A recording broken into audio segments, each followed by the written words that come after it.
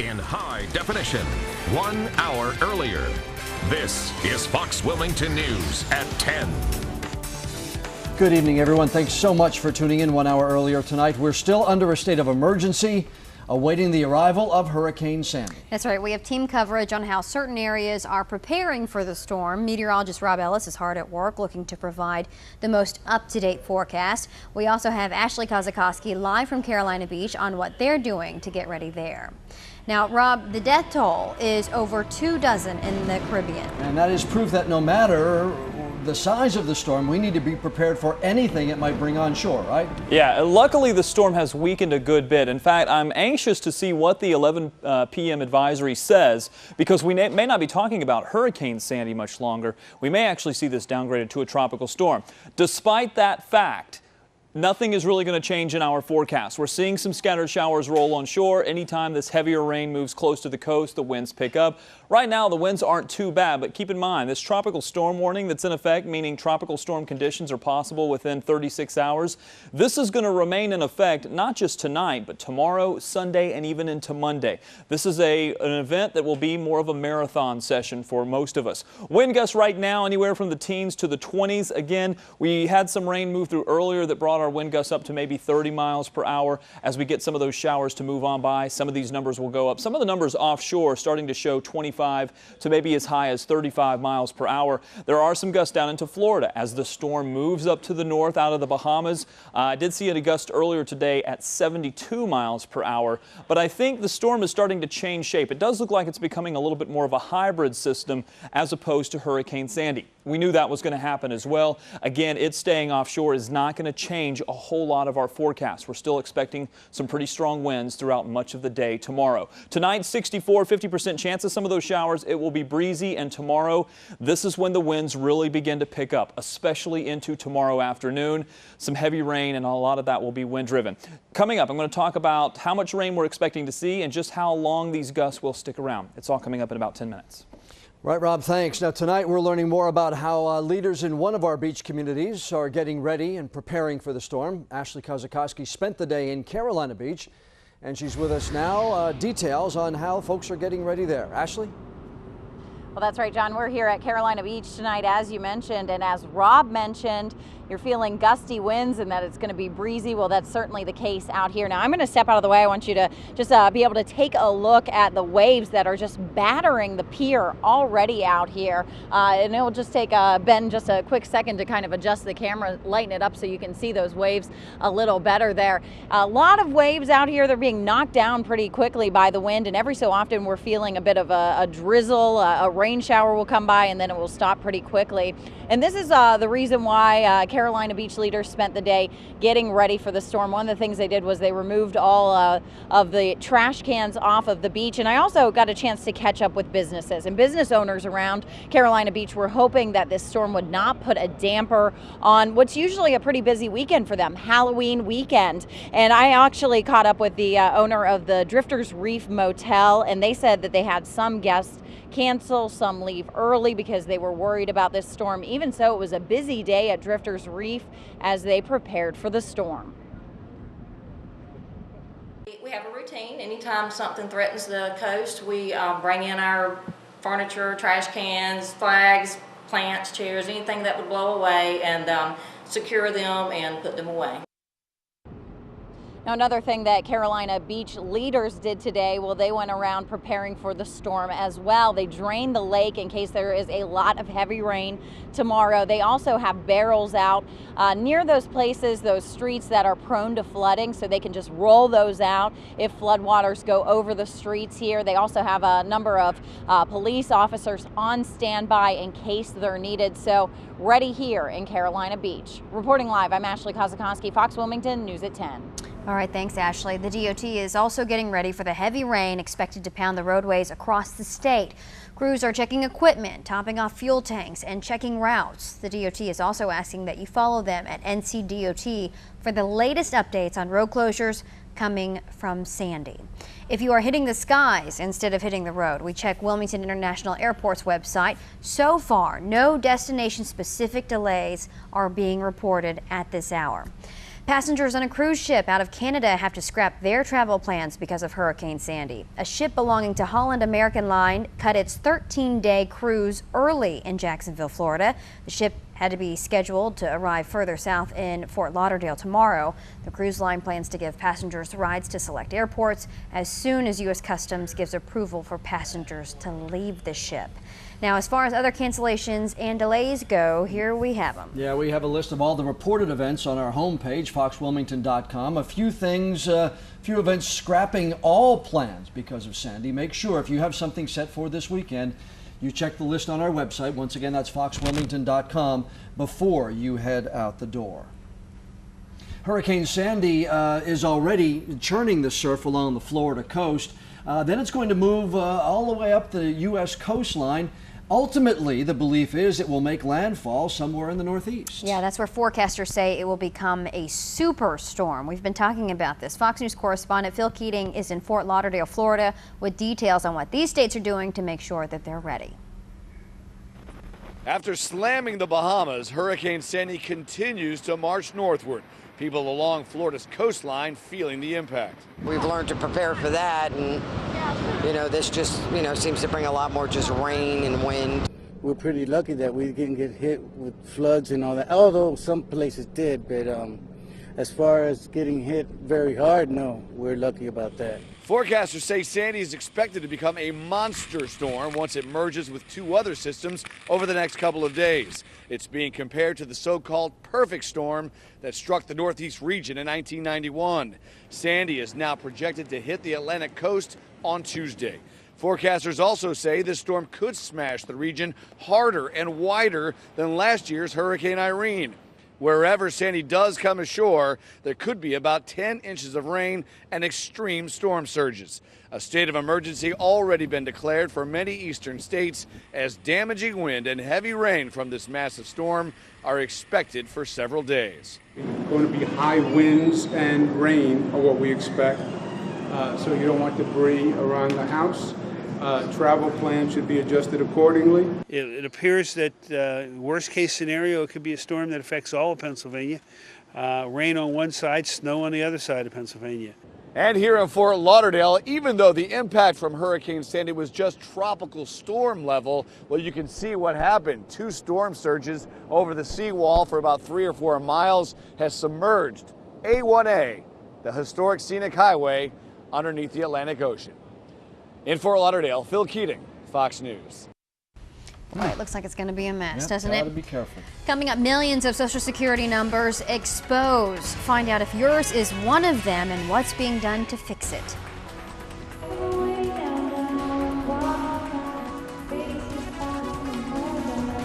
And our cameras rolled tonight as a pop star took the stage in Wilmington. Details on Vanessa Carlton's appearance ahead on Fox Wilmington News at 10. You're watching Fox Wilmington News at 10, 1 hour earlier. Continuing our coverage at this hour on a story that we were the first to bring you tonight on Fox Wilmington News at 6:30. A teenager in Bladen County died in a car crash earlier today. Troopers say a 15-year-old, Madison Durden, was pulling out of Bo's grocery store in the Clarkton area when her car was hit by another vehicle. She was driving with a learner's permit. Her mother and 2 others also injured in that collision. They went to the hospital. No word yet on their condition. Troopers still investigating that deadly crash. South Carolina has come under attack by an international hacker. In that South Carolina Department of Revenue and SLED were notified that a server that warehouses all of our taxpayer information was breached and taxpayer information was stolen. Boy, that's scary, isn't it? You don't want to hear that. A hacker exposed 3.6 million Social Security numbers in South Carolina. Governor Nikki Haley says the problem's been fixed, but more than 300,000 debit card numbers were also exposed. The state is now doing a full investigation on all government agencies. We're just hours away from feeling more effects of Hurricane Sandy in southeastern North Carolina. Yep, meteorologist Rob Ellis will tell us when we're going to feel her arrival. Well, you're going to know it too, but he's got his forecast in 2 minutes. Stay with us. As we head to break, don't forget we have interactive radar on foxwilmington.com. You can track the storm's progress right there. All you have to do is find the weather tab and scroll down to the middle of the page. Temperature and satellite maps are also located there if you'd like that information. Stay with us. This is meteorologist Rob Ellis with your First Alert weather forecast. Again, looking at the satellite presentation, we're seeing less of what appears to be a hurricane type of storm and more what looks like a nor'easter type of storm. Again, this was something that we knew was going to happen, but we really thought it was going to happen maybe just a little bit farther to the north. This may change things slightly, but overall, the pattern is not going to change, and we still expect some gusty winds as this moves on by. There's the winds, or the rain, I should say, moving in with that rain. As it gets a little bit closer, we'll start to see the winds pick up, especially in some of the stronger bands. This rain will continue overnight tonight and especially for tomorrow. Now, temperature-wise, these numbers are going to pretty much hold where they are, between 65 and 75 through tonight, through tomorrow, and even into Sunday. So really, you're not going to see a lot of time spent on talking about the temperature forecast. A lot of time is going to be spent talking about the wind forecast. Current gusts around 20 miles per hour. That's nothing really to write home about. But as we go through time, especially by midday tomorrow, we could be seeing gusts, and this is just one model prediction, of around 40 to maybe 45 miles per hour. You go through the day and those numbers go up even higher, maybe even a few spots getting up to 50. And keep your eye on that Hatteras number as we go through the day, because not only will we be talking about these numbers sticking around into Sunday, but the numbers up into the Outer Banks will also go up. In fact, maybe even approaching hurricane force gusts. So an impressive system. Again, Sunday 8 p.m. we're still talking about gusts up over 40. It continues into Monday and into Tuesday as well. So be prepared for a long arrival or a long duration of winds, and with some rain coming in that we're expecting as we get into Saturday, the ground is going to be nice and wet. That's going to loosen the soil and allow any trees that are maybe weakened by that to topple over with the extended winds that we're going to be seeing. Couple of things I want to note that's a little bit of a change. Overnight, some of the rains may begin to set up as we go through Saturday. What may happen with this heavy rain and gusty winds is one of these rain bands may set up a little farther to the west than perhaps what we were thinking with them right along the coast. There will still be heavy rain on the coast, but if this one band sets up as the entire system moves to the north, this one band may pivot just a little bit. In other words, it's going to dump a lot of heavy rain in some of the locations that maybe our rainfall estimates aren't quite as high. Where we have less than 1 inch, we may have to steal a couple of inches here from along the coast and put it back to the west. And I'm going to show you what I mean by that in just a moment. Sustained winds possible up over tropical storm force, hence the reason we have the tropical storm warning in effect right along the coast. You back those off, but this will just be Saturday. Those gusty winds are going to continue all the way through the rest of the weekend, even into Monday. Gusts from 40 to 50. It's possible to see some gusts up over 55. Again, that band of rain that may set up there, notice how it kind of rotates around itself. Well, as the system moves north, the winds continue, some cooler air streams in, and we could be talking about some pretty impressive rainfall totals. That band that sets up back to the west may have a little ribbon of additional rainfall, and it takes it away from what we could see along the coast. The numbers up into the Outer Banks are going to be very impressive. Just a note here for tide tables. The high tide is around 6 o'clock tomorrow morning and 6:30 tomorrow afternoon. Those are the times, especially for our east-facing beaches, where we will have the most concern about some of that water washing up on. Again, not thinking it's going to be much of a storm surge issue. We may have some minor problems with some coastal flooding. Your chances of rain, I think it's going to be more of a rainy day event more than anything, with very, very gusty winds. And we expect some power outages. I think as we go all the way through Sunday and Monday, the big thing that we'll be reporting Sunday and Monday will be power outages. Two things to watch: the wind speeds and how much rain we receive, because that will determine how many power outages we receive. Especially if they get a lot of rain before the wind gusts arrive. Absolutely. Yeah. And don't forget, we're answering questions on Twitter about Hurricane Sandy. All you have to do is send a tweet with hashtag SandyILM, and you can make sure you ask us a question. We'll follow you. We'll answer what you have to say. Great way to keep connected. As best we can. Absolutely. Yeah. All right, thanks, Rob. Good deal. How about tonight's Fox Hot Shots? Going for a run on the beach. Adam_Keen on Twitter. That's a pig. It is a pig. It's I'm talking about the pig. I mean, there's a pig on there. The animals need exercise too. That is the craziest thing. It may not be the best of days tomorrow to go for a run on the beach. No, you'll have a soggy pig. I love that. All right, thanks, Adam, for that picture. Sandy is making an unwanted appearance to a wedding tomorrow. How the bride and groom are preparing after the break, but this is a live look at Carolina Beach. Is that where we are? Carolina Beach at this hour. As Ben adjusts the camera, we're going to come back after the break. Well, Hurricane Sandy is not stopping one bride from enjoying her big day. Yeah, listen to this. Melissa and Rocco are tying the knot tomorrow. Right. Despite expectations of heavy rain and high winds, the two actually chose a late October weekend, assuming that hurricane season would be calm by now. The two will get married at Wrightsville Beach, rain or shine. We're going with rain. Pretty much. It might not be a lot of shine. But they're keeping their spirits high on Sandy. I think it's kind of every bride's nightmare to have rain and then to have a huge storm, but, bottom line, it's so easy during all the planning to get caught up on these things, and bottom line, we're getting married, and the weather, it is what it is. Now, see, they can have a good attitude because, well, they're getting married, but also there's some good news out of it. Turns out they bought both of their rings at Perry's Emporium. Oh, yeah. And he has this thing called, what is it, like a wedding day guarantee? Rainy day wedding guarantee. Yeah, so they're going to get their money back on their rings. Yeah, congratulations. Yeah. A little bit of rain on the wedding day.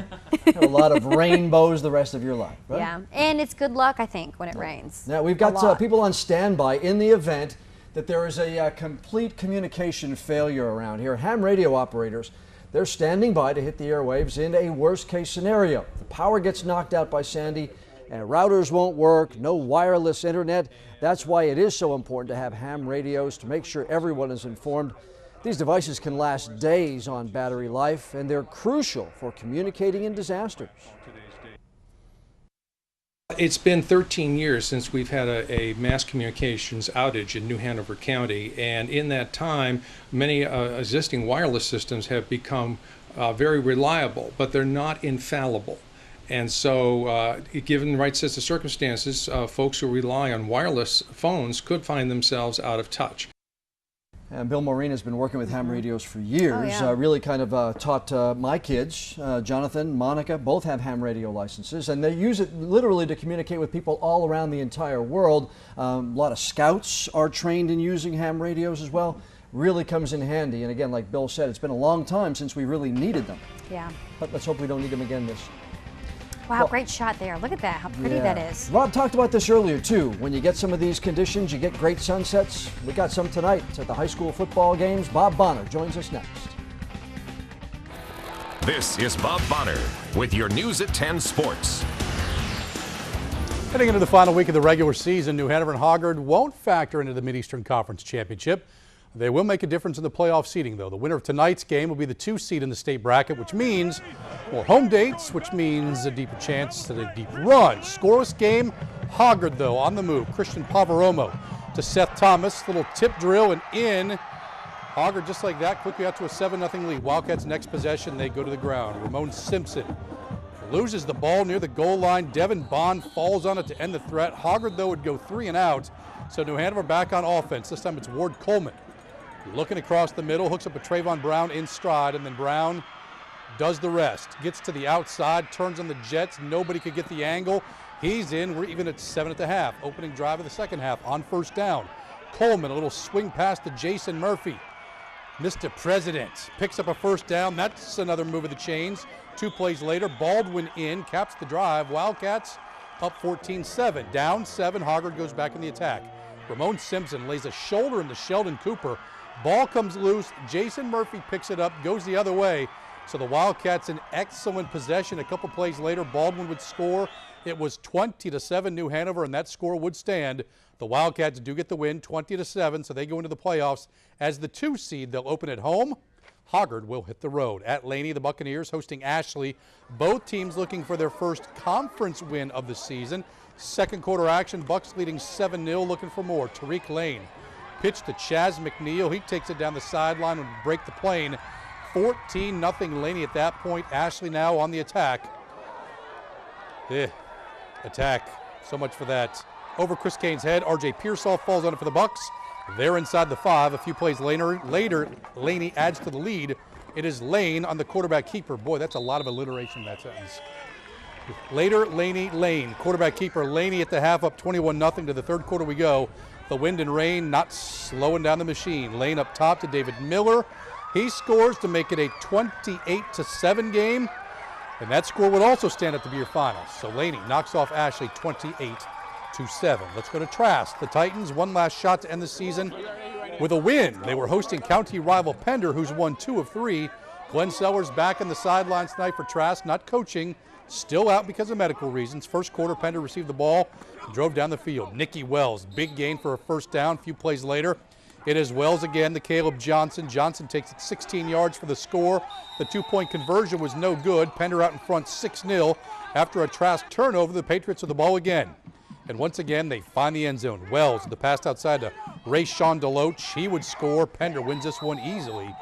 34-0 was your final. UNCW Director of Athletics Jimmy Bass and men's basketball coach Buzz Peterson have each been given contract extensions after a vote by the UNCW Board of Trustees. Bass adds 2 years to his original 4-year deal. 1 more is added to Peterson's 5-year deal that was signed back in 2010. Well, tonight marks the end of the high school football regular season.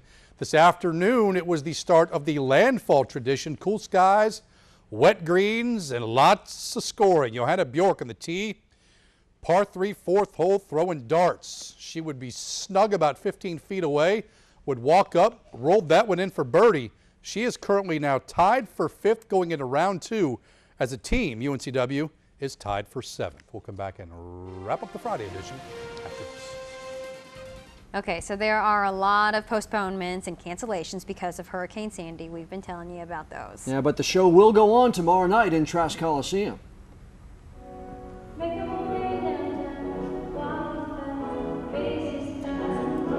That's right, Vanessa Carlton tonight at UNC Wilmington rehearsing for tomorrow's Chords for a Cause concert in Trask. Vanessa and Edwin McCain will both be playing tomorrow with the Wilmington Symphony Orchestra. There are a few tickets available. Check eTix for more information. That was fun to listen to her rehearse tonight. She's got a great voice. Amazing. It's unreal. And when you add the symphony to it, oh, good stuff. Yeah. All right, we're back at the top of the hour with an update, and we'll have more all night long on Hurricane Sandy right here on Fox Wilmington.